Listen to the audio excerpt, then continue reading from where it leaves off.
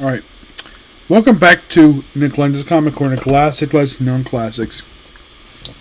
This is episode number 3295, Doubleshot 3189. I've got two DC stuff here. First being Impulse 13 to 30, along with the first annual, and along with that's better.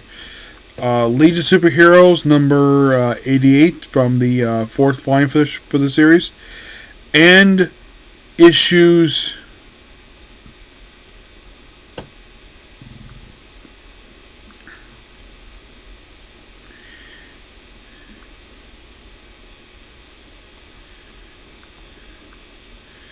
and the first 17 issues of Hawk and Dove Volume 3.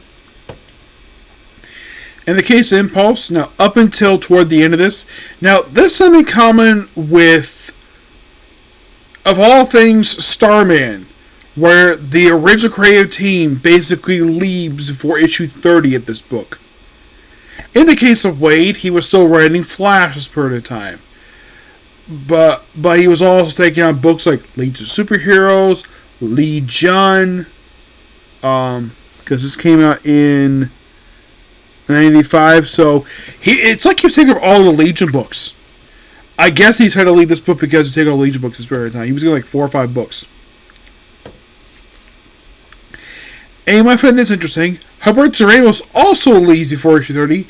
Like, Wade leaves with issue number 28 of the series, which was the same issue that Roger Stern left with Starman. And if I kind of weird, I do. So, Impulse deals with one of his recurring villains, White Lightning, in this book. While also in the critical issues 15 and 16 is a really good two-parter where Helen is getting assaulted by her drunk, chubby ex-husband when Max Mercury shows up and says, "Get your hands off my daughter!" And the thing is, Helen had no idea Max was her father. She had no idea.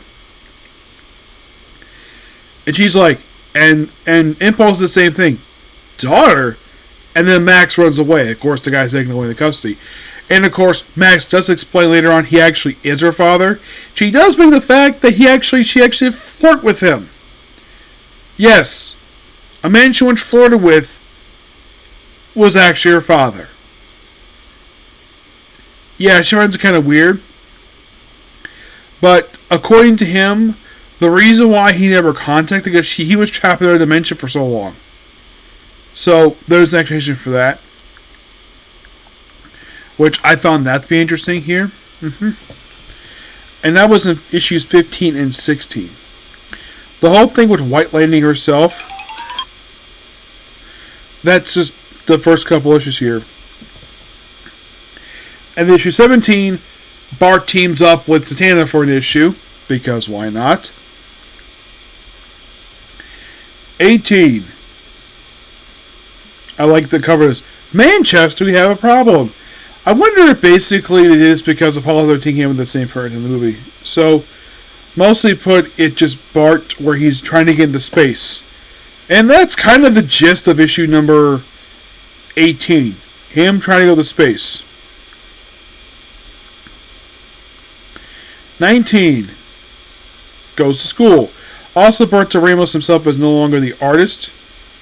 Yeah.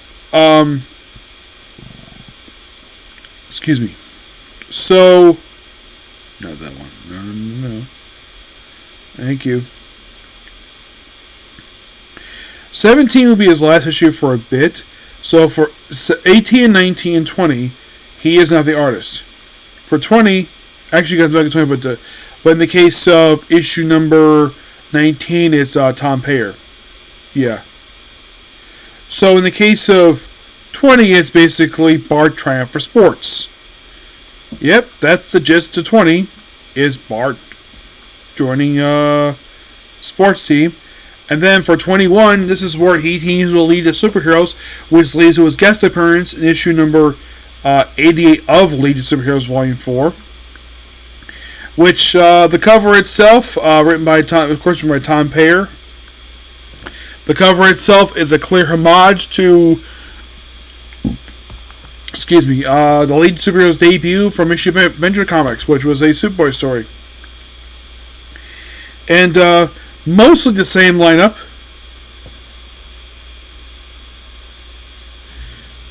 Except they make one small change here.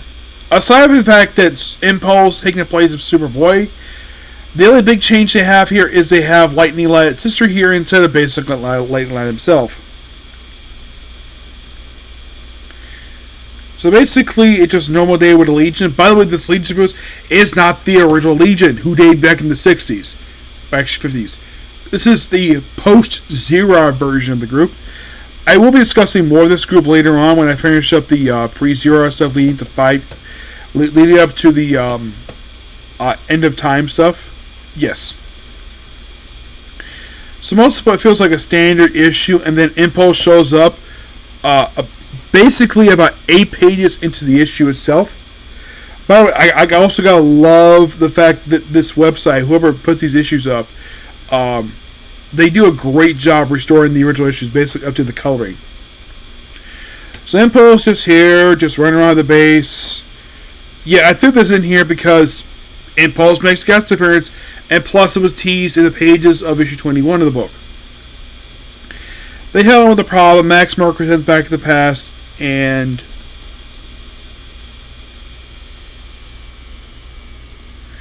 yeah, and then it's back to the main book. For issue 22, yeah, they bring in Jesse Quick in the book, and Mark Waid takes an issue off. Yep.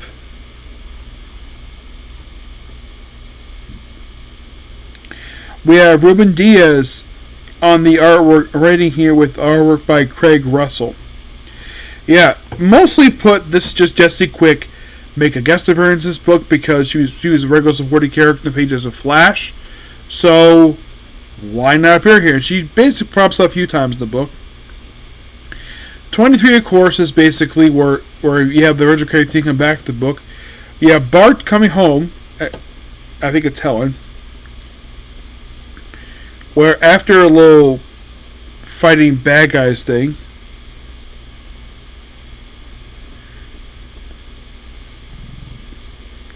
excuse me, and then he comes home and gets basically tackled by a woman who turns out to be his mom. Yes, his mom. Which, what's the whole deal with this one? Well, I'm not going to go right now, but she is part of the Allen family in a weird way possible. Yeah, she is definitely Bart's mom. And here's the thing about this when it comes to Bart Allen. Here's the weird thing. There was a later book where Captain Cold thought his mom was actually, he thought Golden Glider was basically the mom. Yeah, so for these remaining issues, basically Bart goes future, hangs out there briefly, comes back to present, finds out that Max has moved in with his daughter, and mostly put by issue number, the whole thing of Impulse's mom. Now, basically, the last couple issues, he comes home. It turns out that they moved. Also, we have Hubbard has officially left the book now. We have Sal Buscema on the artwork here, which I like his artwork here better than over in Spider-Man. Excuse me. But for some reason, this character, who is not Peter Parker, looks like him for some weird reason. I don't know. So, most of it's Bart at high school. He does run into his cousin Wally. And he does find out where Max is.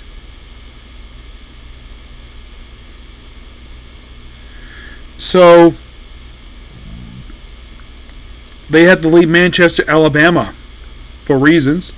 So in issue number 27, Waid is still in the book, but he has basically a co-writer on here.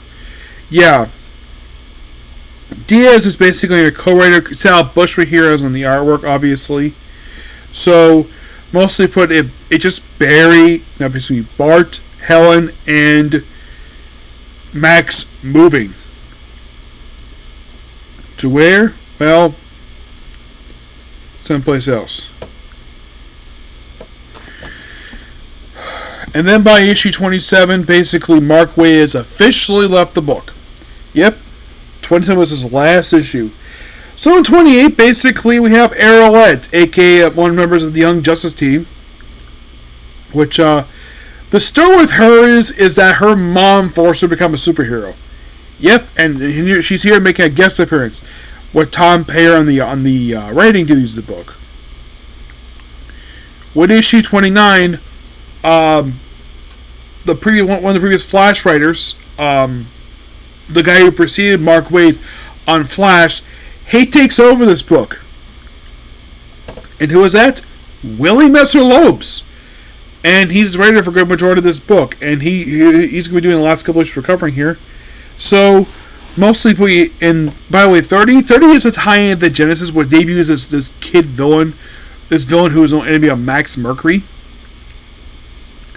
So the whole thing with issue 29, just basically Bart trying to fit into school.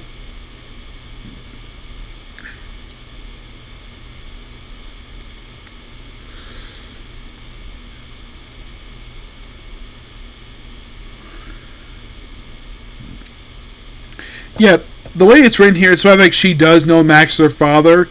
She doesn't call him Dad. Nope, does not.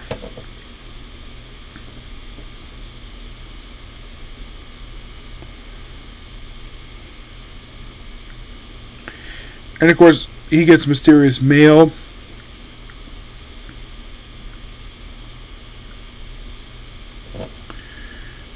Even this happens.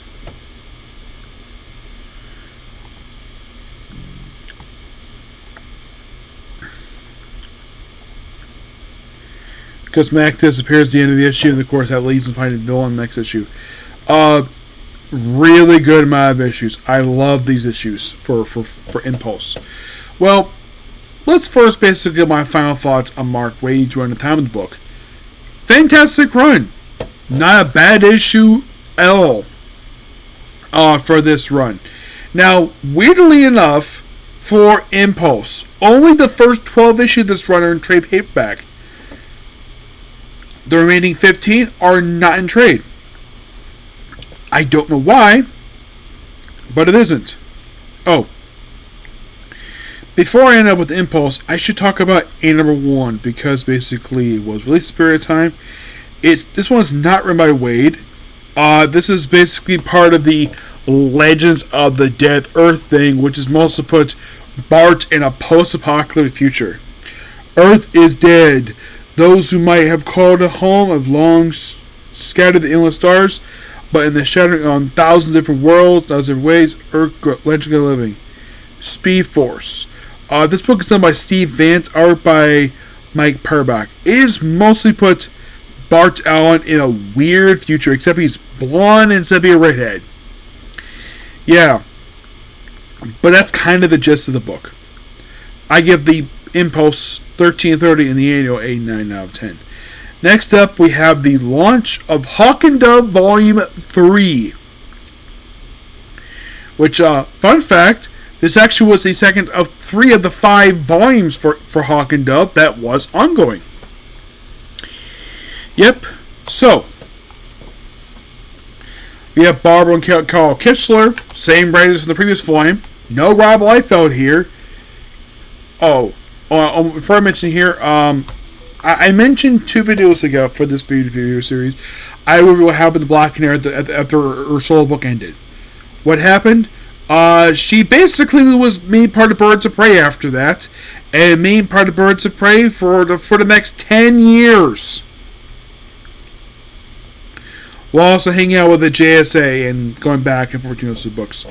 Now, at the end of the previous volume for the book, which was going to show up this weird dimension, and Rob Liefeld has gone in detail about this on his podcast, where he drew the entire 5th issue of the previous volume, which was a limited series, all where it's sideways. And the thing is, He was able to get away with this because the actual editor of the book, think he was a big shot, decided to visit the set of the Superboy TV show. So he went out of town, and the editor who approved this wasn't the regular editor. It was, I actually met her at Comic-Con recently this year. I didn't have anything for her sign. But she did appreciate the fact when I told her that Rob has had a lot of nice things said about her. She actually appreciated that. It was Renee Westberg, I think her name was. If you see her at the Maycon website, it's the one with the picture where you have She-Hulk with one of the John Byrne stuff. She approved of it, and as soon as Rob Liefeld basically took that, once it was turned in, he got his paycheck, he basically jumped ship to Marvel Comics, and his editor came back after Rob Liefeld already left and demanded he redraw the pages. And Rob said no, so for some weird reason, now the thing is, Eric Larson got away with this in the pages of Doom Patrol.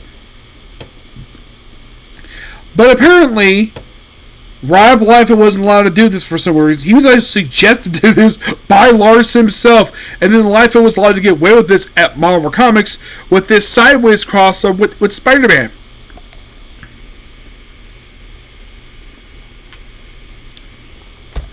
So basically, the editor did not like the fact the comic was like this. So the last issue artwork was not Liefeld's fault. It was not basically the end of the inkers. It was not their fault. The editor hid it, so he had it recut and turned the what he thought turned straight instead of sideways, and that's what the book turned the way it did. And yeah, so the success of that miniseries launches brand new ongoing about a year later.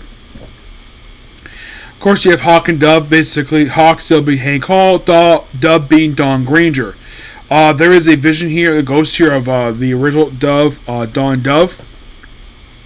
Also, unlike the previous line, which hinted at the fact these two had a thing for each other, is completely dropped. Yeah, Hawk has got his own girlfriend. Now, as for why this was dropped, I don't know. I've not met the Kitzlers, so I don't know what the reason is. Despite the fact, same writers, and yet they had to drop this. So mostly you have Hawk and Dove hanging out with the superheroes, obviously. And of course, Hawk and Dove meaning the JLI, meaning Hawkman, Hawkwoman. And of course, oh, you're Guy Gardner. I heard you had brain damage. And then she meets Booster Gold. This is so funny. Yeah, and then the fact that you have Hawk basically gonna beat the crap out of Booster Gold. Yeah, this I thought was kind of funny. Though I kind of wish he would have done the Guy Gardner. But yeah, it's basically them meeting the superheroes and fighting off against basically this robot, which be a recurring threat for them throughout a lot of the first year of this book. Yeah. Okay, I'll be right back.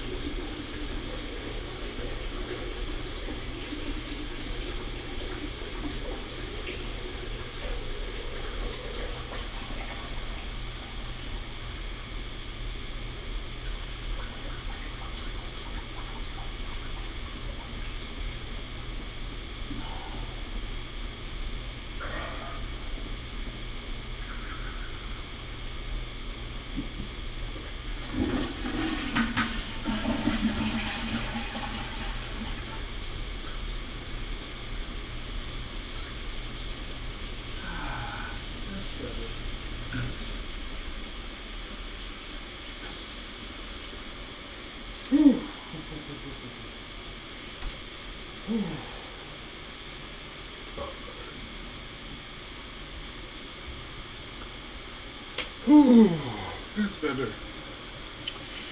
Sorry about that. Nature calls. Yep, nature calls. That's the only reason for that. Alright, where was I? Oh, yes. So, basically, throughout the first year of this book, they're faced off against, like, some punks, a robot, throughout a lot of this. I mean, it doesn't... Oh, okay, so, yeah, this is... No, this is... Okay, so... Oh, here's a little fun fact. Did you know that inker Scott Hanna actually did some artwork for this book? Yep. At one point in the book, they meet this guy named Banjer, who, when Hawk ends up trying to transform the forms in front of him, it doesn't work because apparently he's not a threat to them. He's only around for a couple issues, and at one point it's revealed that he actually owns the Eiffel Tower. He just leased it to the French government in exchange for free food at restaurants. I'm like, really? Kind of weird. But I do appreciate what Barbara and Carl Ketzler were doing during the first year of this book. Like, it's a very interesting start. I mean, if you think about, like, do they fight any, like, major villains? Aside from what happens in issue 1, where they basically meet the Justice League International, excuse me.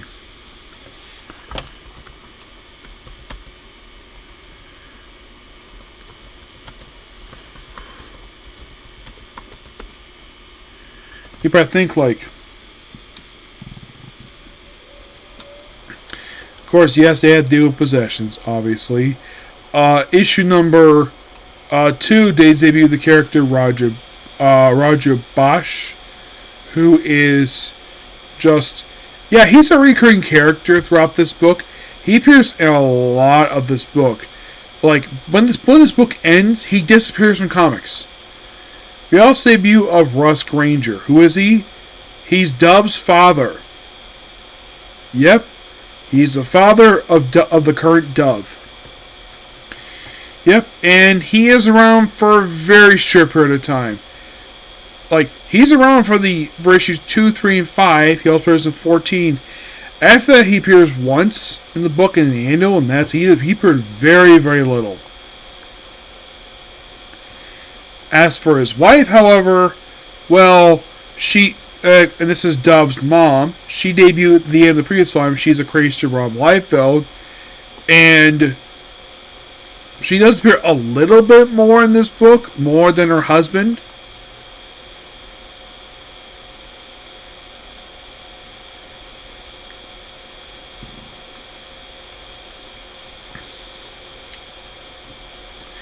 We also named Kyle Spencer for his book, and no, he is not related to Kate Spencer, just by sheer coincidence. Also a character named Shell Shock. She is the aunt of a character named Kyle Spencer. Yeah, she first appears in issue 8, and she's here up until, like, she's here for issues 8 to 10, and 13. After that, she has not appeared again until Action Comics 679. Which was released in 1992. Which I should point out, though, that is 2 years after her previous appearance. Her last appearance was in Infinite Crisis number 3. Yeah.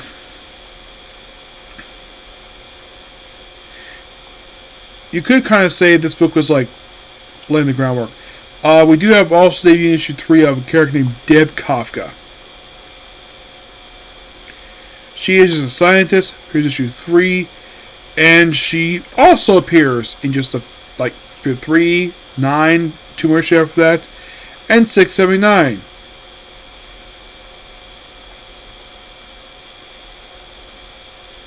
We also see that Hank's mom,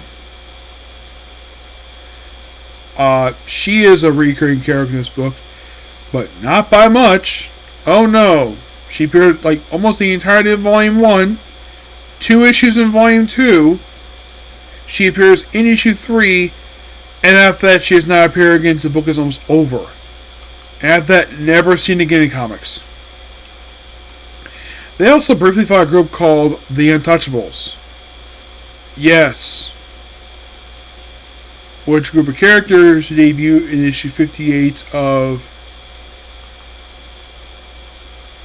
DC Comics Presents, which for some reason Carl and Bob Kitzler brought these two out of some toy box and throw them in for a couple appearances to fight, of course, Hawk and Dove.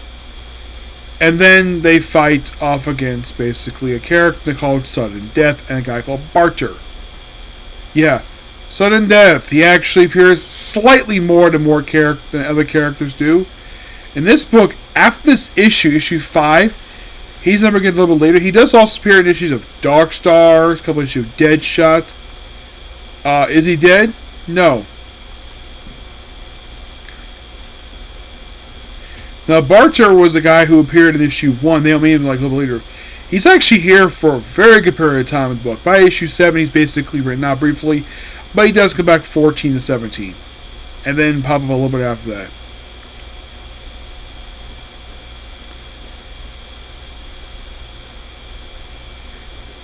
Yeah. But like I said, he's completely done. And then we have the, oh yeah, and then also they fight Copperhead, which I'm like, wait, the Batman villain? Yeah, there's the reference fact he fought Batman. Yep. And like, huh, interesting. That's actually really cool. The fact they threw in of all people, Copperhead. Who, by the way, has been dead, who actually died in 2004.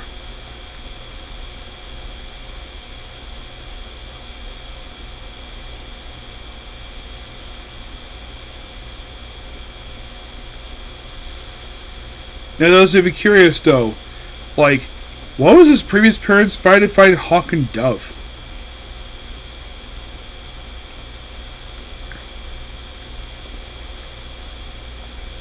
Well, he fought Hawk and Dove for just for 8-9, but he does pop again for issue 22.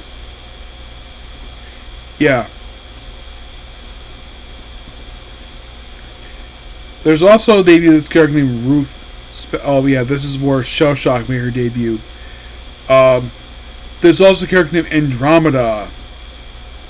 Yeah, weird woman who can stretch her arms, and her husband is the robot Gambit. Yeah, a robot who appeared in issue 1, who returns for issue 10 to 12. His wife, however, is destroyed by issue 12. Yeah, you're like, what the heck is up with some of these issues? Yeah, it's weird. And of course, they also team up with the new Titans this period of time, which comprises Cyborg, Raven, Speedy, Starfire, and Troya. And then issue 13, basically, it's where they fight Kestrel again. Yep. Who was a villain who debuted in the previous volume of the book, who is back here for this volume. Well, they actually fight her again in this book, but yeah, she basically appeared in like just almost the whole book. It's just she didn't become Kestrel until issue 13, and begins a 5-part story arc where they basically have to deal with her. Starts issue 13 does not wrap up until issue number 17. Yeah, and they also fight a Lord of Chaos in here. Excuse me. And then there's also like a different version of Hawk and Dove. It becomes a little weird at this point in time, where they are wearing different costumes for a couple issues. Excuse me. We also see with these two characters called Flaw and Child, who were characters who debut in the pages of Amethyst, who the Ketzlers decided to have them fight Hawk and Dove throughout this story arc. Not really sure why, but they did.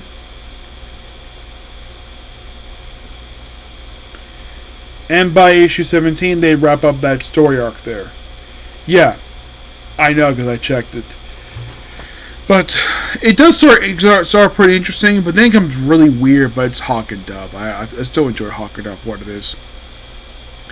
And I give these first 17 issues a 8.5 out of 10.